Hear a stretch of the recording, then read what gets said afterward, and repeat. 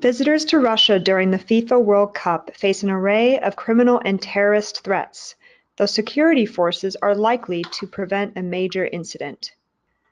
I'm Helen Beckner, an intelligence analyst for the Europe-Russia CIS region here at IJET International. This webinar will discuss the potential security threats to spectators during the FIFA World Cup and specific security enhancements being enacted to prevent those threats. Criminal violence related to sports fan hooliganism and Islamist-inspired terrorism will be prominent latent threats leading up to and during the 2018 FIFA World Cup soccer tournament. An uptick in petty crime and politically motivated harassment is also likely due to the high number of tourists and spectators. However, robust security measures at event venues, transportation hubs, and other strategic assets will likely prevent a major incident. The FIFA World Cup will begin June 14th and will host games in 11 cities until July 15th. FIFA has sold over 1.5 million tickets worldwide, and several thousand foreign nationals are expected to visit the country during the tournament. Russian security forces, in coordination with international private security contractors, will likely implement robust measures to ensure spectator safety leading up to and during the World Cup. In preparation for the Games, the Russian Federal Security Service and private security agencies will heavily survey and audit all stadium venues, hotels, and commercial areas of host cities. Additional CCTV and metal detectors will be installed at entrances of certain hotels and commercial centers of the host cities. National intelligence, border, and customs services are also taking measures to prevent known criminals, hooligans, and terrorists from entering the country or accessing World Cup venues. Reports of arrests following police and counterterrorism raids are likely to increase in the coming weeks. During the Games, security personnel will heavily search all people and vehicles entering the stadium and the outer perimeters. Authorities will look for weapons, alcohol, drugs, as well as potentially inflammatory or racist banners and attire. Increased checks at transport hubs, such as airports, international train stations, and ports are likely. Targeted spontaneous violence or harassment of specific nationalities or racial backgrounds is possible and can be carried out by anyone. Harassment of Western nationals is possible in the context of recent diplomatic tensions between Russian, UK, and US governments.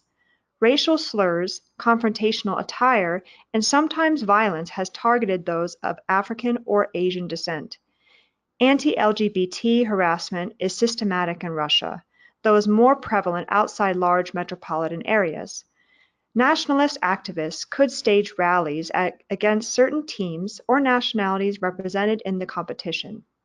Organized hooligan gangs, known as firms, attached to national teams are likely to seek to target rival fans.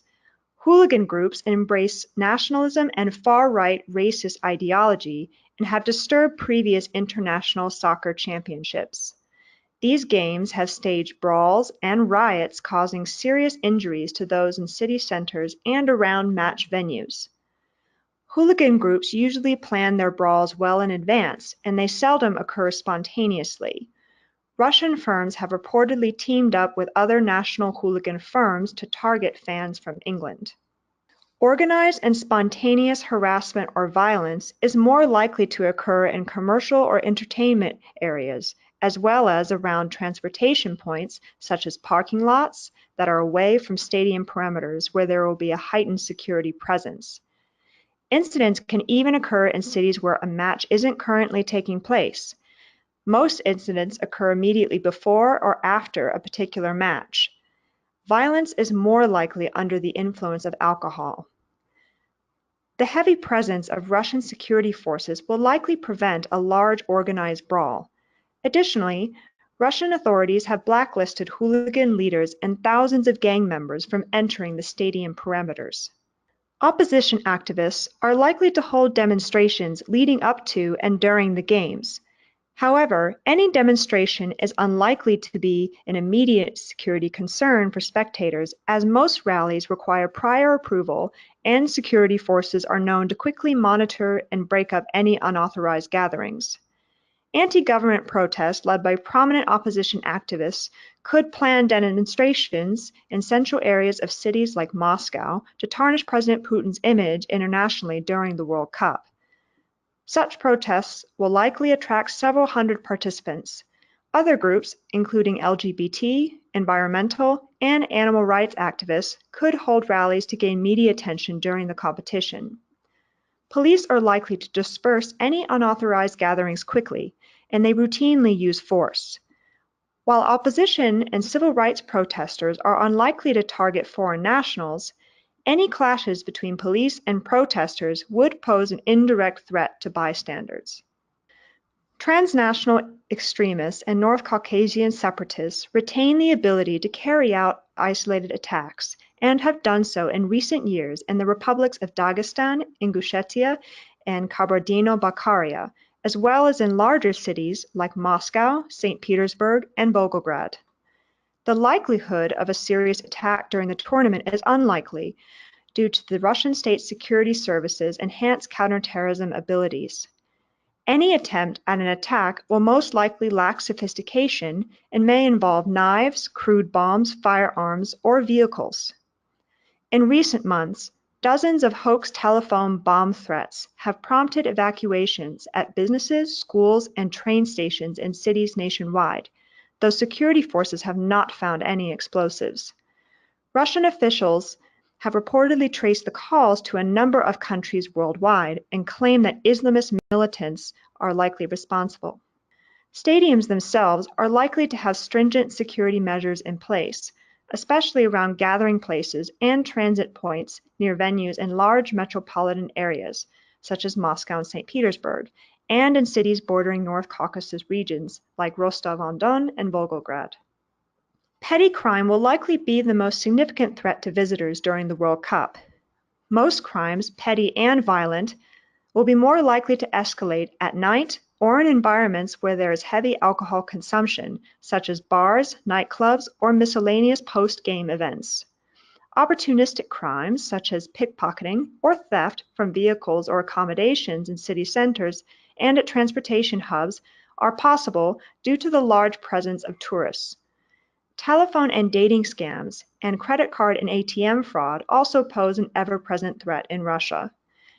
These criminals attempt to obtain personal information by offering accommodation, transport, or other seemingly useful services for visitors. Criminals have also reportedly installed fake ATMs on the streets of tourist districts. Major incidents are unlikely during the FIFA World Cup, given the strong capabilities of Russian security forces to prevent organized terrorist attacks and criminal violence. Russian forces have a proven capability at effective security preparations and have prevented major incidents at previous sports competitions attracting teams and spectators worldwide. Petty crime and low-level harassment are the most common issues for foreign travelers. However, sporadic incidents of violence or security disturbances cannot be ruled out.